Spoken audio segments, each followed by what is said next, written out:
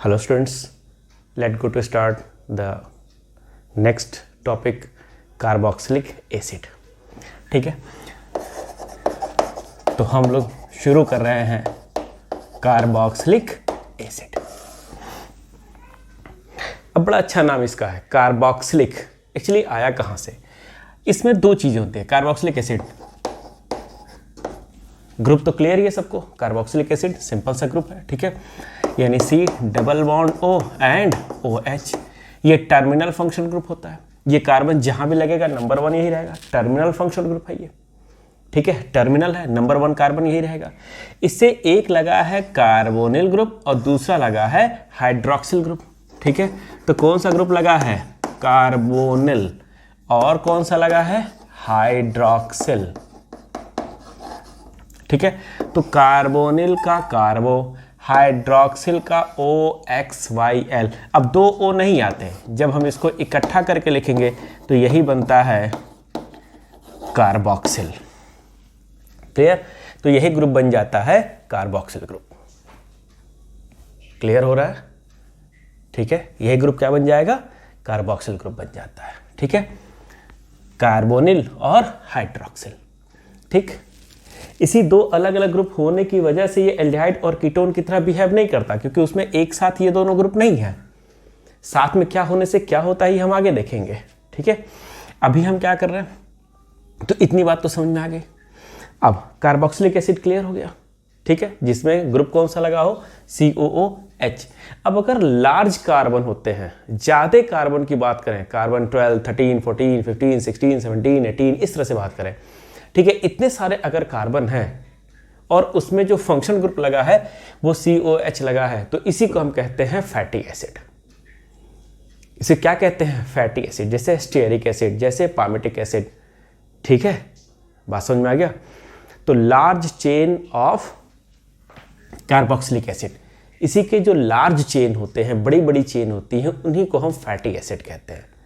बात समझ में आ गया? तो बड़ी साइज होती जाएगी, मास बड़ा होता जाएगा, साइज बड़ी होती जाएगी। ठीक है, तो वो सॉलिड, वैक्स लाइक सॉलिड बनाना शुरू कर देते हैं। ठीक है, छोटे लिक्विड होते हैं, बड़े मॉलिक्यूल सॉलिड होते हैं।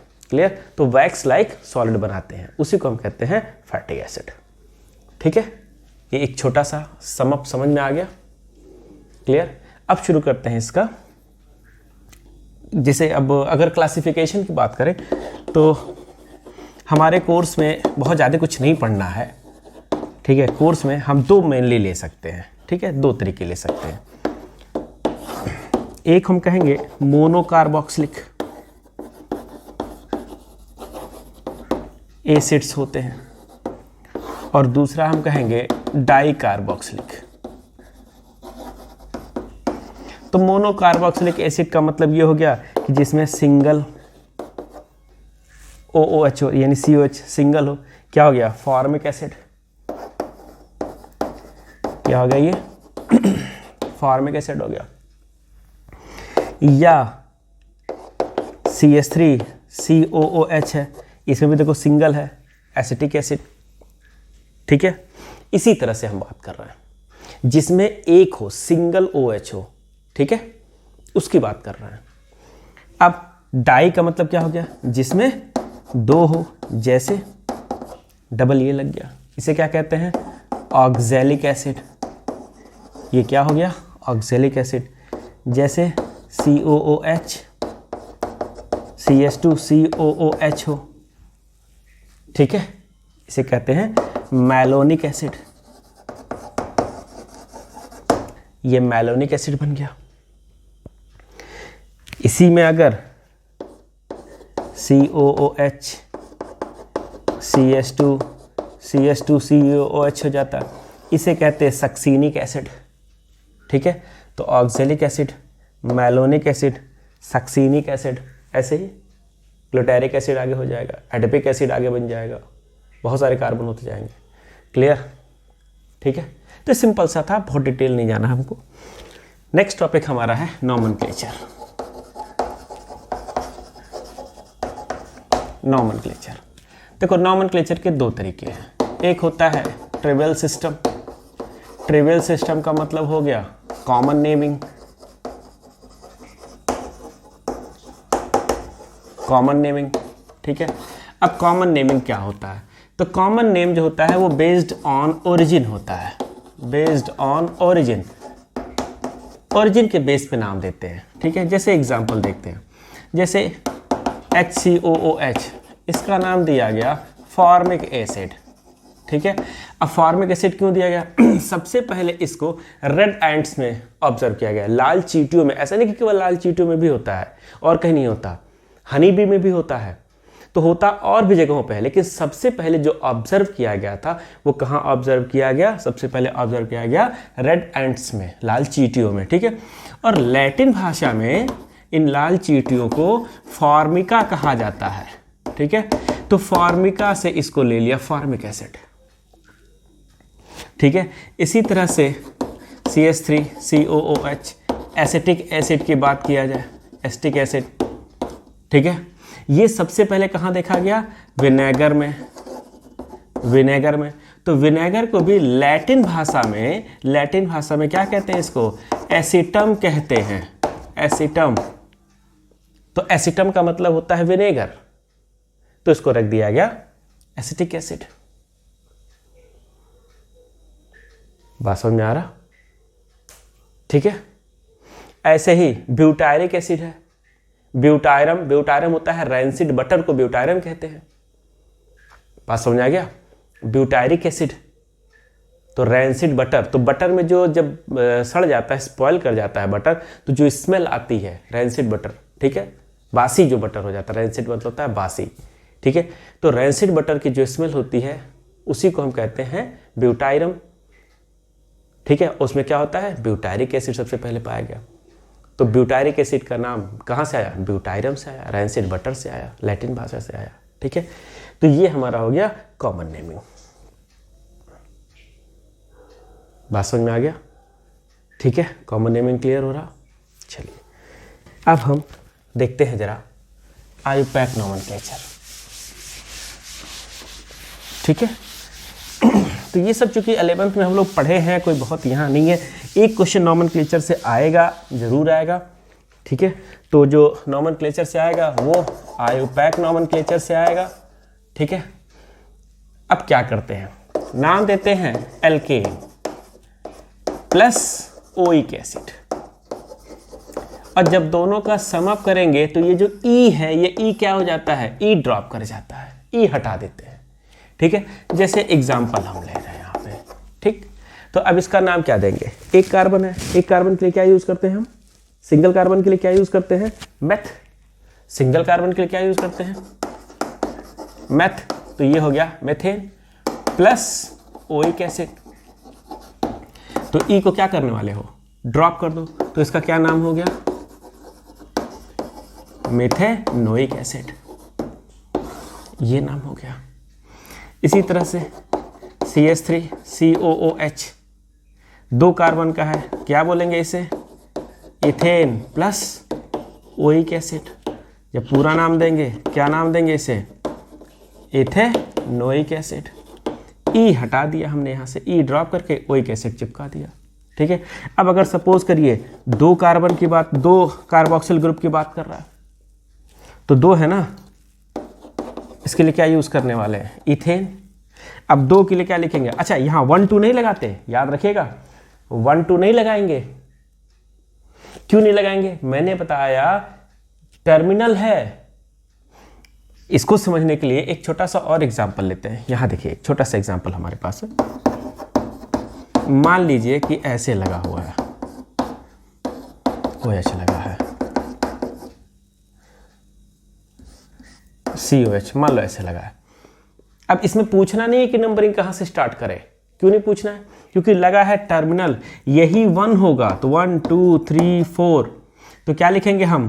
2 हाइड्रोक्सी।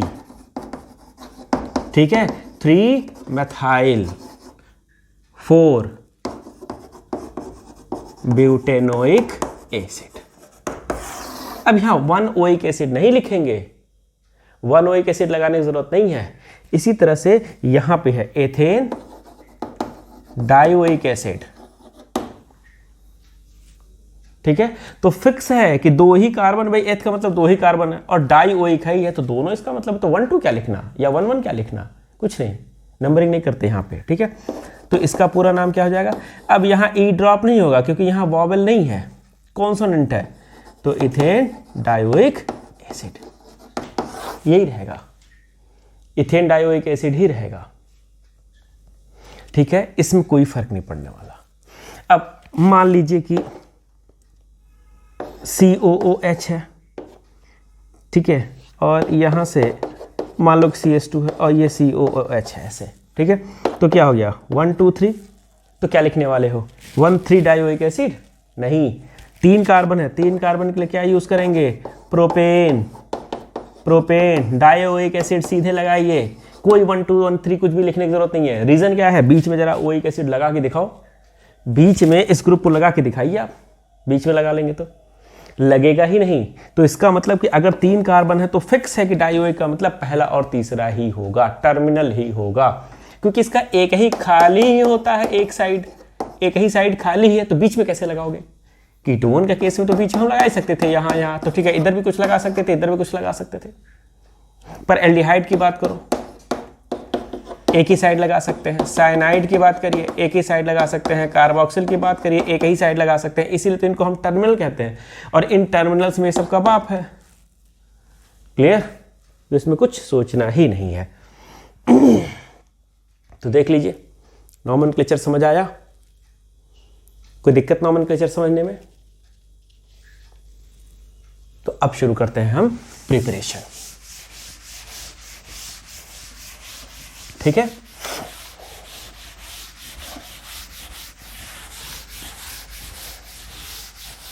तो इसमें कुछ खास नहीं है, कोई ऐसा नहीं है कि बहुत ज़्यादा टफ हो, और वैसे भी 11th में हम लोग पढ़ के आए हैं नॉमेनक्लेचर, पूरा पैक नॉमेनक्लेचर डिटेल पढ़े थे 11th में, तो वही चीज़ है, कुछ नया इसमें नहीं है, वही हमको याद रखना है। ठीक है, बात कर रहे हैं प्रिपरेशन। ठीक है, कैसे कैसे प्रिपेयर किया जाए। तो अब इतना पहले आप काफ़ी कुछ पढ़ चुके हैं कि बहुत टेंशन लेने की ज़रूरत नहीं है, बहुत कुछ टेंशन लेने की ज़रूरत नहीं है। ठीक है, कैसे याद है आपको, मान लीजिए इसके पहले कौन आता है, तो इसके पहले एल्डिहाइड आता है, कीटोन आता है।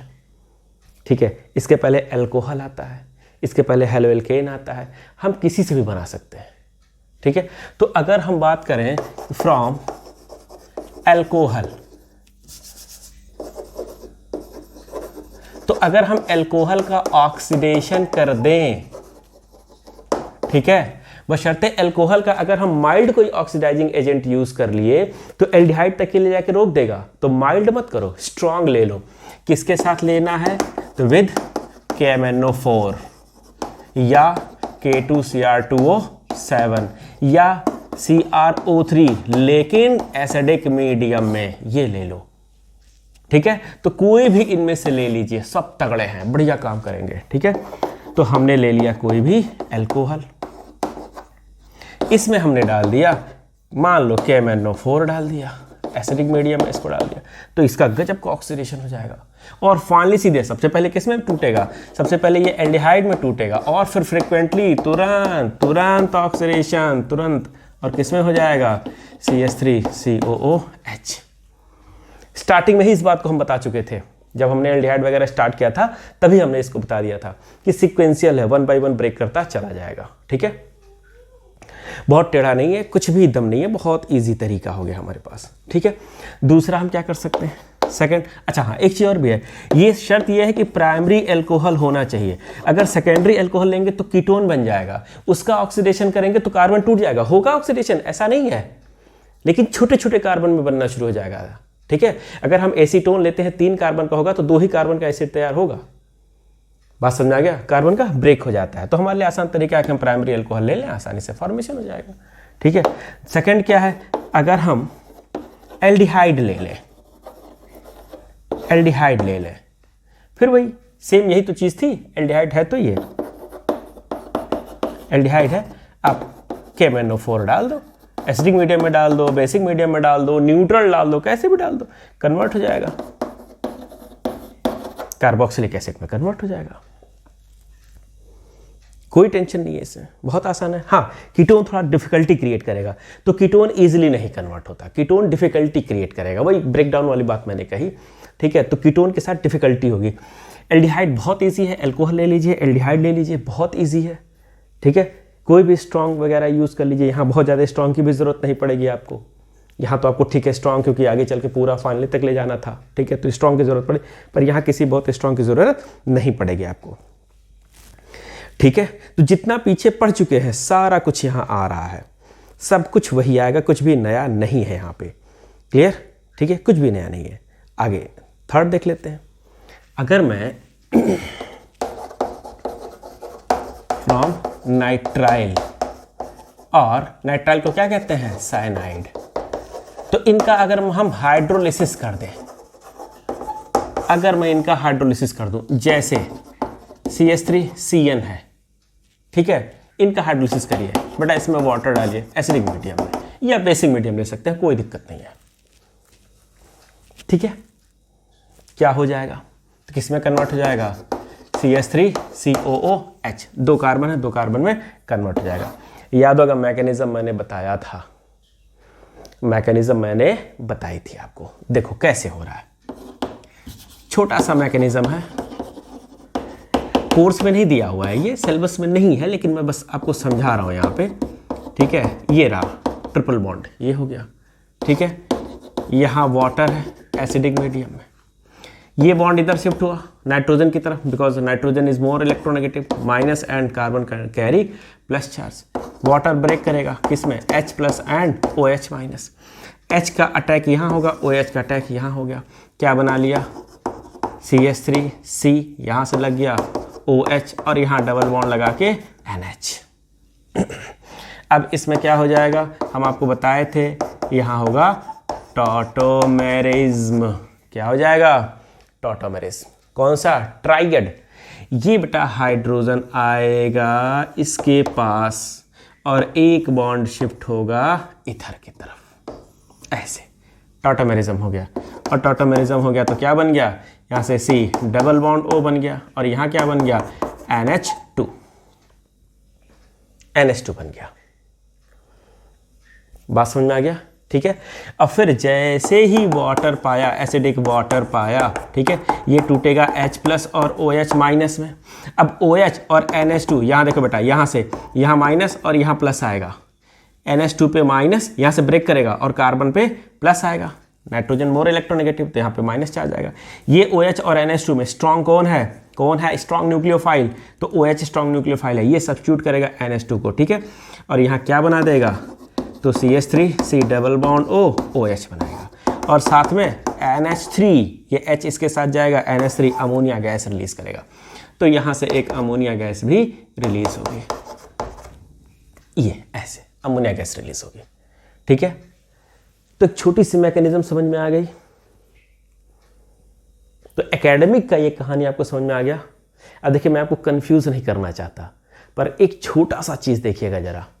अगर मैं इसकी डेप्थ में जाऊं, वास्तव में एक्चुअल मैकेनिज्म पे जाऊं, जेई के एडवांस लेवल पे जाऊं, तो देखो ज़रा, इस बॉन्ड को मैंने तोड़ा है, ये सिग्मा बॉन्ड है, यहाँ पाई बॉन्ड है, पहले कौन टूटेगा, ऑक्सीजन और नाइट्रोजन में कौन ज़्यादा इलेक्ट्रोनेगेटिव है, ऑक्सीजन, तो ये बॉन्ड तो इधर खींचेगा, ना कि ये टूटेगा।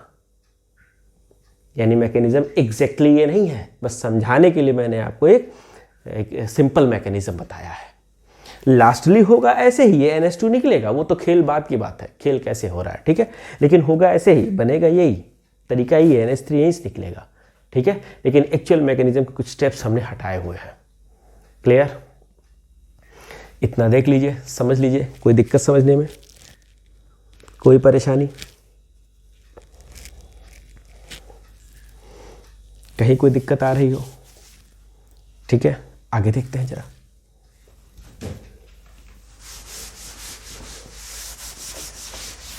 अब नेक्स्ट हम जिससे प्रिपेयर कर रहे हैं, इसका प्रिपरेशन बहुत टेढ़ा नहीं है, इसकी केमिकल प्रॉपर्टी ज़्यादा इंपॉर्टेंट है, ठीक है।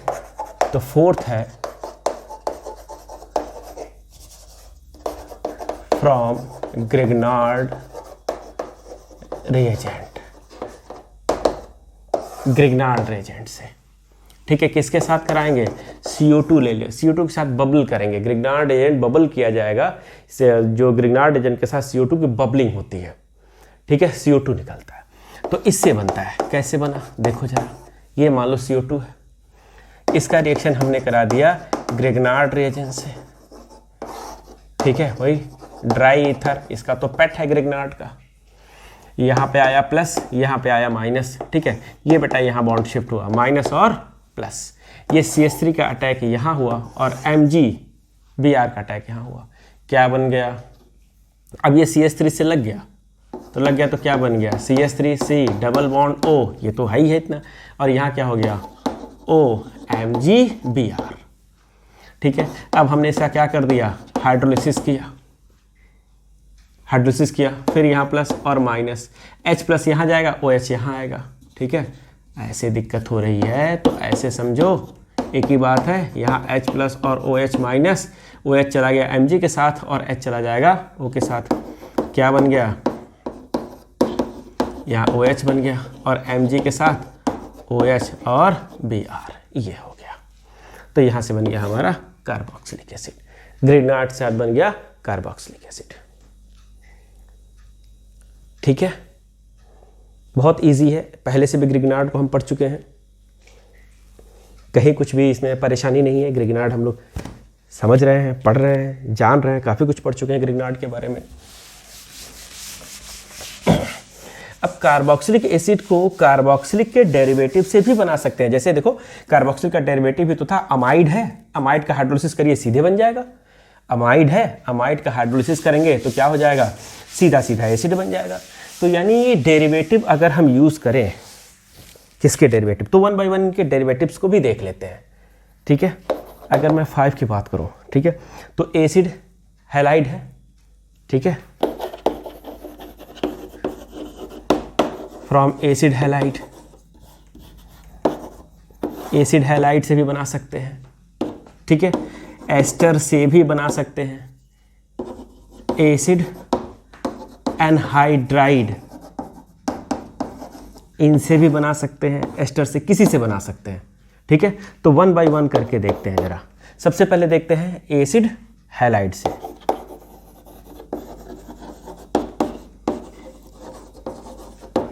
मैं एसिड हैलाइड की बात कर रहा हूँ। एसिड हैलाइड का मतलब हो गया CH3COCl मान लीजिए है, ठीक है, देख लीजिए एसिड हैलाइड CH3COCl हो गया हमारे पास, ठीक है।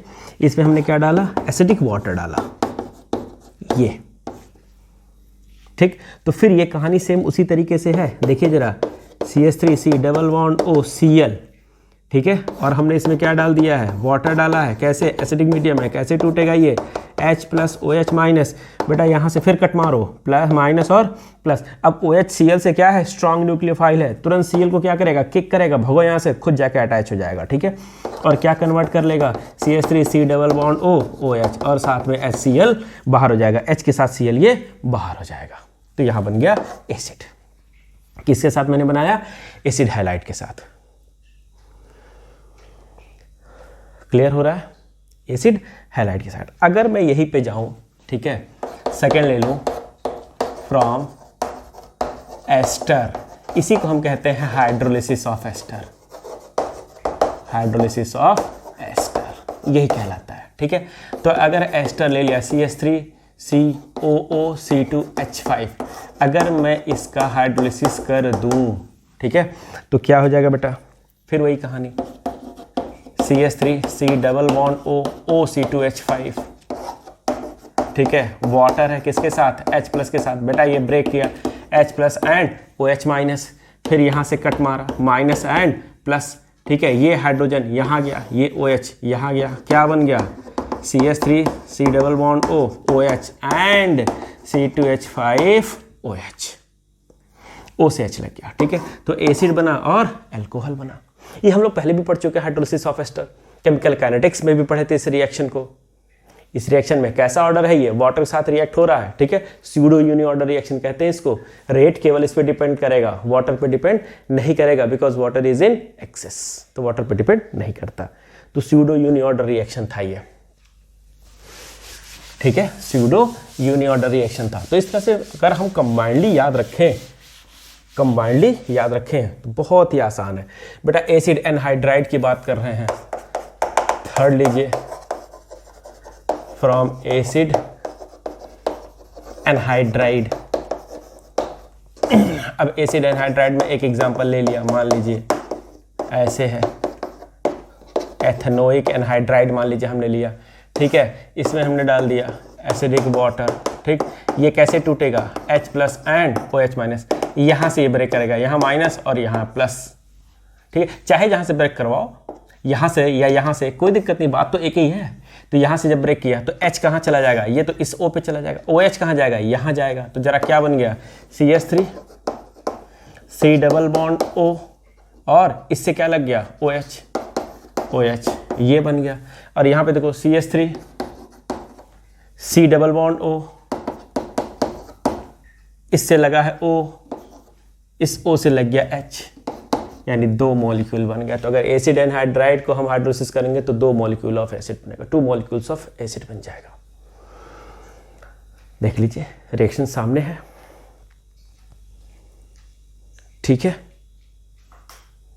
तो एसिड के डेरिवेटिव्स के साथ भी बहुत अच्छे से बना सकते हैं, क्योंकि सभी डेरिवेटिव में जो कार्बोक्सिलिक ग्रुप है वो सबसे ज़्यादा रिएक्टिव होता है, तो वही बनेगा किसी भी कंडीशन से, वही बनेगा वो सब, क्योंकि सबसे ज़्यादा रिएक्टिव होता है,